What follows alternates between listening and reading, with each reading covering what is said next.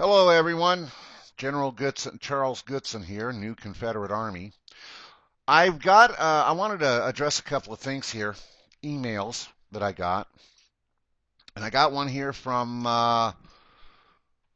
yes, I know I have to wear reading glasses a lot of time because the printer I have really prints small. Uh, from a Alicia, Alicia, um, Torres, out of New Braunfels, Texas. Dear Mr. Goodson, now I want to preface this right now. Stop right here for just a moment. Not everybody has to call me General Goodson, okay? If you're in the new Confederate Army, you do, okay? Matter of rank. If you are head of another organization, you do out of respect. Well, like if you're a chairman of a certain pro-Southern, pro-Confederate organization. Just as when I address you, you are chairman or chairperson. To address me as general would be, I do that out of courtesy and the fact that I am recognizing you as head of that organization. Therefore, I call you chairman or chairperson. Likewise, you would refer to my rank upon doing that. But let's go ahead from this Miss Torres. Dear Mr. Goodson, there's been a lot of hoopla. I can't believe she said that. I thought that was a old-timey word, my generation word, about what is going on. I live in New Braunfels, Texas, and I have heard about you from a friend. I went on your website and even saw you on Facebook. I don't understand. You're from Arizona. How then can you consider yourself Southern? I am from Texas. I do consider myself Southern. But how can you if you are from Arizona? Okay, so Miss Torres, if you're going to be watching this video, and I hope you do, Arizona was a Confederate territory. Oh, let me just say this. You're right. You are a Southerner. You were born and raised up in Texas. But Arizona was a Confederate territory of, well, it was a territory of the Confederate States of America, founded in 1861 to 1863. Okay? A Texan, John Baylor, Lieutenant Colonel John Baylor, founded it, went there and secured it along with Major General Sibley. And it was recognized by the Confederate Congress by allocation of funds for the maintenance of the territorial government. Many of its citizens considered themselves Southern. In fact, what I'm going to do here is I am going to read something for you, and I want you to bear with me. And it will really, what I'm going to do is I am going to read to you the secession document of the Confederate Territory of Arizona. So bear with me as I call it up. Okay, so you'll know what I'm doing here. Okay, here we go.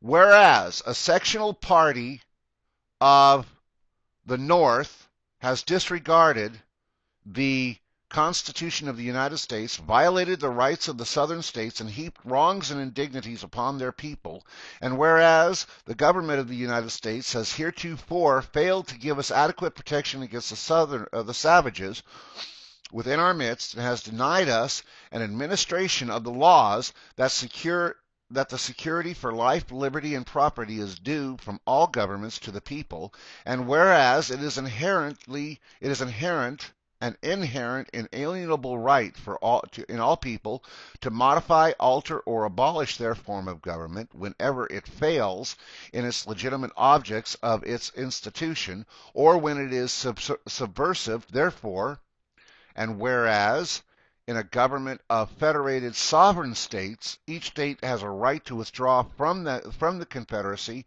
whenever the treaty by which the League is formed is broken, and whereas the territories belonging to said League in common should be divided when the League is broken, and should be attached to the separating states according to their geographical position and political identity.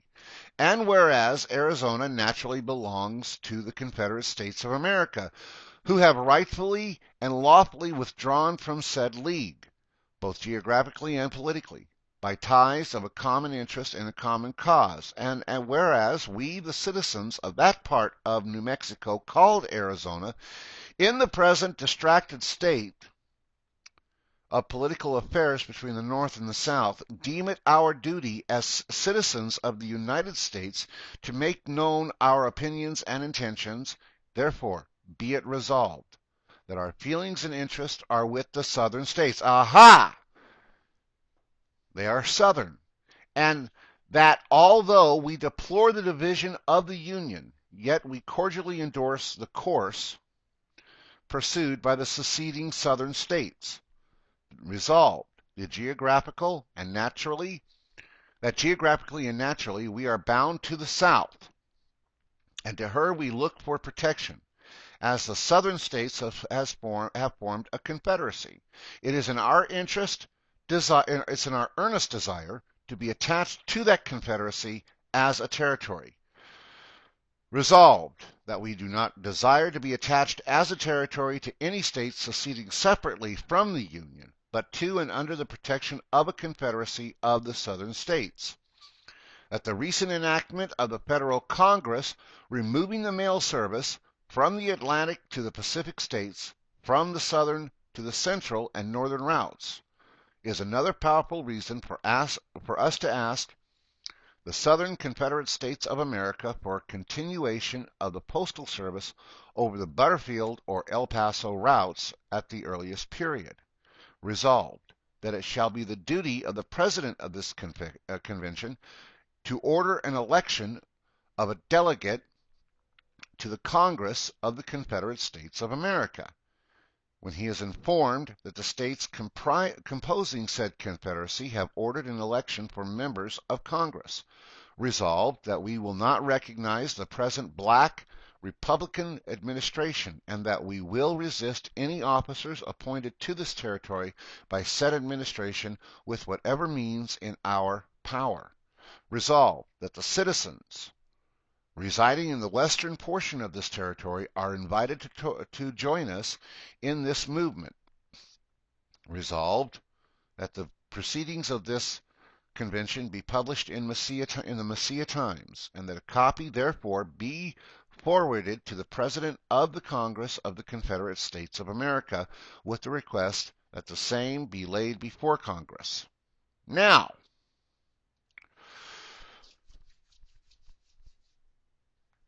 Arizona was a Confederate territory. In fact, I'll go one step further than that. The Confederate Congress even recognized the territory of Arizona with these words: for the salaries of the governor and commissioner of Indian Affairs and secretary, judges, attorney, and marshals of Arizona Territory, $6,560. For compensation of members of the Legislative Assembly of Arizona Territory and pay of officers, $12,000. For contingent expenses of the Legislature Assembly of Arizona Territory, including printing the laws, $5,000. For contingent expenses of Arizona Territory, $707. So, Ms. Torres, Arizona is Southern.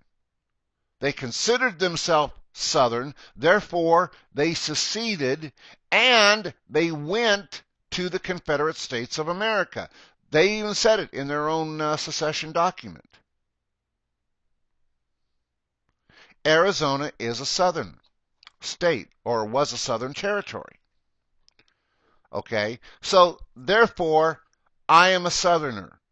I mean, you don't have to like it. Nothing in this world says you do. Nothing in this world says you have to like it. But it is what it is. I am a southerner, both by birth and heritage. Whether you like it or not, you can say, well, we don't like it. Okay, I dig it. I can dig it.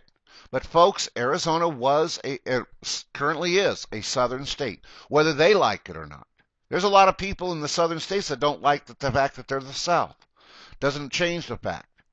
And it won't change the fact. You can say no, no, no, all you want, Miss Torres. And for all you other people. It doesn't change the facts. Fact. Arizona is a southern state. It was a Confederate territory. It was considered Southern, both by its citizens and the Confederate Congress. Therefore, I was born in the Confederate territory of Arizona. Therefore, I am Southern. Whether you like it or not, whether you accept it or not, is of no consequence. In fact, it's irrelevant. I am Southern. Pure and simple. So, Ms. Torres, thank you for your letter. I hope this answers it.